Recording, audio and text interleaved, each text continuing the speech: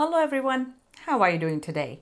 Welcome to EyeFriday episode 2, a series where we explore different eye products and create bold eyeshadow looks. And this is the look for this episode, and if you like it, let's go. For this look, I'm going to use the brand new Ultimate Artistry Shadow Palette by BH Cosmetics. And I have Tarte Shape Tape as my under eye concealer. I really like the Urban Decay Original Primer. It feels very kind of creamy and hydrating over your lids. And let me set it. This is the shade number 5.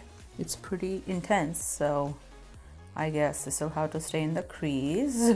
Okay, that no. So I'm taking shade number 24 and setting the primer. And even 22 might be okay. So I'm taking shade 22 and begin building up my crease. I'm gonna take shade 5 again. As I told you guys in the last EyeFriday that this hood is bigger, which means I need to go slightly higher. So I'm just kind of laying down the base. Don't know why I didn't do my brows today, so let me quickly do that. I'm going to use the Ulta brow tint.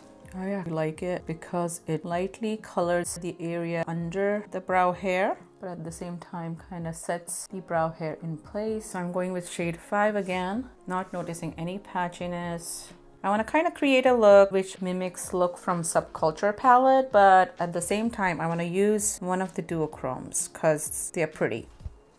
Taking a smaller blending brush, and since I want to put that purple, I'm gonna try using this pink. This is shade number 19, and one of the pressed pigments is showing up on the brush, but not so much on my skin. Well, there is a hint of pinkiness, you can say, but nothing impressive, which you know I expected anyways. Then let me take shade number 20, again another of the pressed pigments. With the slightest touch, a ton is getting picked up. No fallout so far. I'm gonna try this kind of blue shade, and I'm gonna go just here. I'm not creating a whole 7, I'm just kind of pushing it in there. The color is pretty intense, and I'm just gonna drag it kind of in a 7. It's not completely blending away, but yes, it is getting less intense. I feel like I'm not seeing this shade 5 above this blue shade.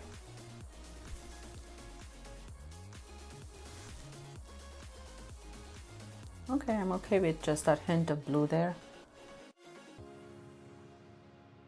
After playing with number 21 shadow, I feel like it's kind of sheer, and this is kind of a combo that I think I would go with usually, but I've decided to go with this one.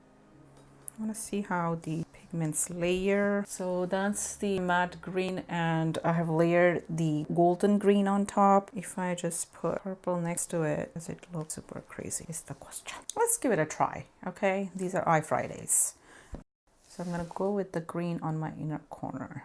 So one great thing I learned from my collab with Biloxi Beauty 82 is that I don't blend my shadows enough. And so I'm gonna focus on that during EyeFridays. These mattes, they're blending very nicely. I'm gonna take the purple on a flat brush as well and kind of try and intensify this. I feel like my eye looks like flag for some country.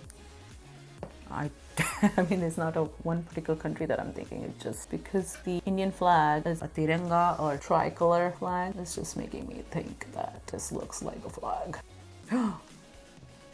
Get the creasing under my eye.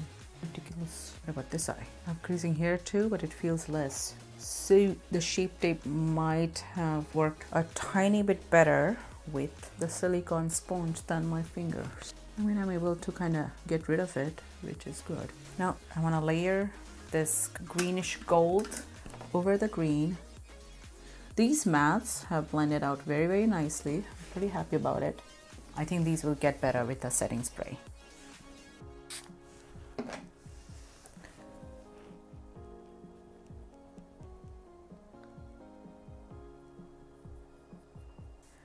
And then finally, I'm taking this duochrome. I'm very sure people would say you have to apply it with your fingers, but as I've said like 500 times before, I really don't like applying shadows with a finger. I mean, just to give you a demo how it looks, this is pretty chunky, glittery shade, and it does apply beautifully with the finger, but that's not for me. So you know what? I have another tool to test out. I forgot almost. So this is the silicone glitter applicator by Elf. Okay, I don't see it picking up much of the shadow. Let's try applying it.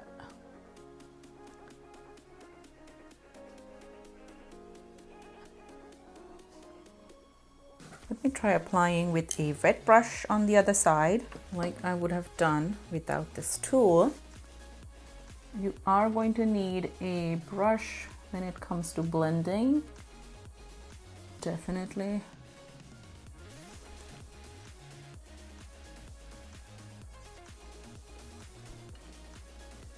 These shimmers are blending very nicely into each other, like creating like this seamless kind of an effect. I'm loving it. For now, for this look, I'm going to stick with a brush. And taking a little bit more of the green and kind of bringing it inwards towards the center. I don't know what I'm gonna call this look. Then I'm gonna pick up the very first shade, which is a duochrome white with a orange flip.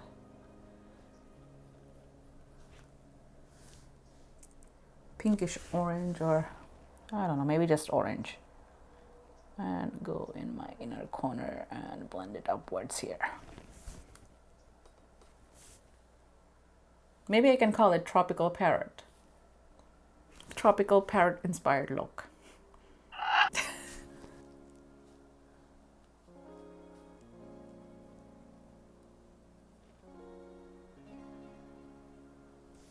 And with this much drama, I feel like I want to stay matte on my lower lid. I'm gonna take this shadow number 13, and it's picking up gorgeously. This is like the brightest red in the palette. Is this a pressed pigment? Yes. This is a pressed pigment, and I should not be taking it into my eye, basically.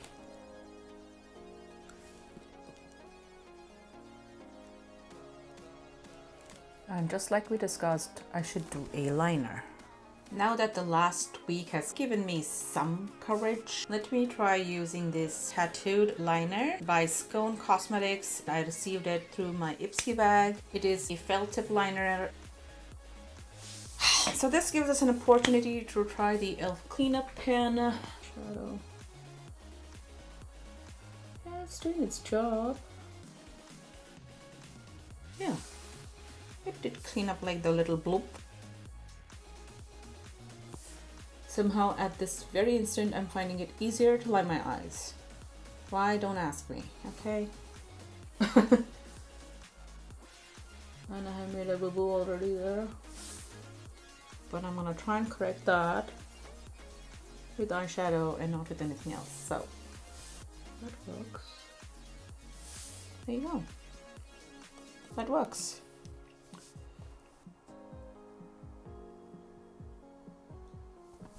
This liner feels nice. It almost has like a cooling effect because it's wet. Did that, didn't it? Anyways, let's do this part and then we'll address it.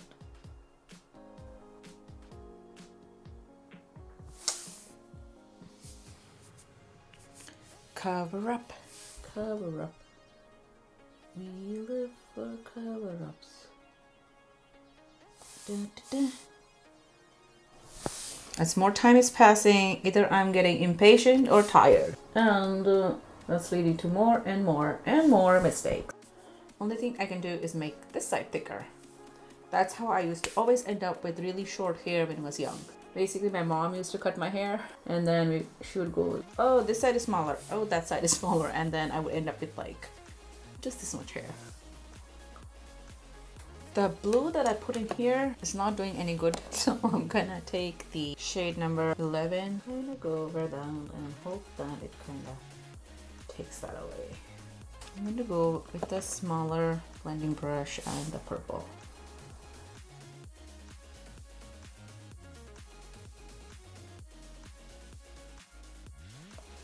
And just here, I'm going to go with the brown.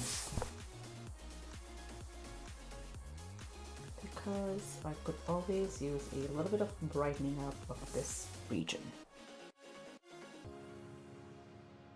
The bottom lash line is not doing it for me.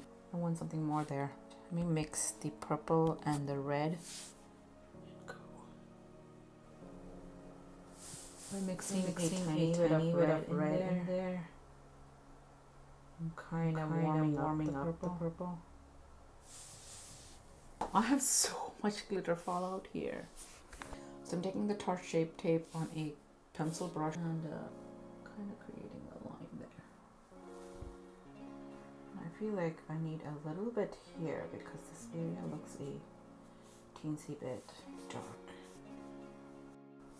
Take it on this brush because I think this will be easier to kind of blend out, as I have noticed that I have a bigger area to kind of conceal.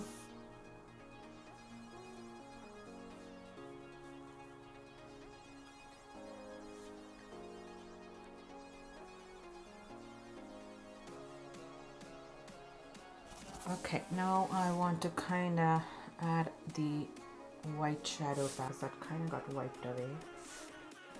For mascara, I'm going with e.l.f.'s new volume plumping mascara. Now my problem with e.l.f.'s packaging is that it just says that in like these tiny letters over here, and the rest of the packaging is just pretty, you know, if I have it in a stand, I really can't tell what mascara it is. So I really hope they change on that, like at least write the logo on the cap. This is what the brush looks like. And the formula is a little bit dry, almost like that of Lash Paradise or the Too Faced. I don't know if you guys can see this. I think you guys cannot. But it's like a drier formula than the previous mascaras I have tried from e.l.f. This mascara is so good, and this one retails for only $3. It actually gives a lot of definition to your lashes, but without making them clumpy like the Lash Paradise does. And I think that has to do with the brush, like the way the brush is. I want to add a subtle, like tiny little highlight. So I'm taking the flat brush and a shimmery shadow, and I'm going just in the arch of my brows, right there.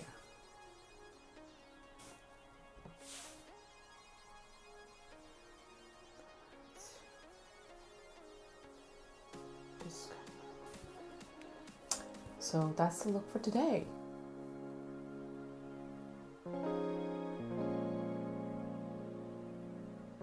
I hope you guys enjoyed this video, and I hope you guys like this look. If you do, do not forget to give this video a thumbs up. Please let me know if you have any suggestions or recommendations in the comments below. It's always great to hear from all of you. If you're new to my channel, welcome, and I hope you consider subscribing before you leave.